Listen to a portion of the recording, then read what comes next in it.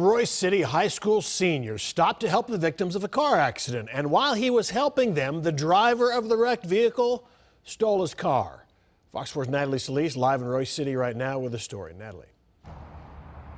Well, Steve, that accident happened a ways down here on FM 548, and that teen Good Samaritan did what a lot of people would do, stop to help others who are clearly in distress. But little did he know he'd become the victim of a crime. Scars you, like you keep thinking about the side over and over. 18-year-old Jerry Ramirez was on his way home with friends Friday, just before midnight, southbound on FM 548, about a mile south of I-30 in Royse City. We could visually see when the truck hit the guardrail and spun out onto the right lane.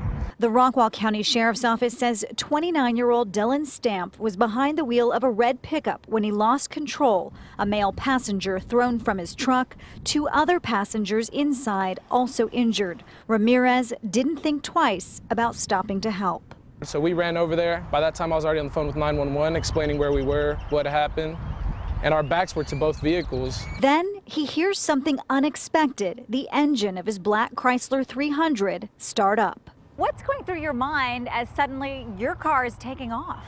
Well, a bunch of things were flying through my mind. I tried to motion for him to stop, but instead he accelerated and I was able to move out of the way, luckily. Police say a deputy on the way to the scene intercepted Stamp, who led him on an 8-minute chase into Quinlan, where he crashed and died from his injuries. Police say Stamp's injured passengers in the truck told investigators they'd been out drinking. The accident investigators are looking at it as an intoxicated assault situation.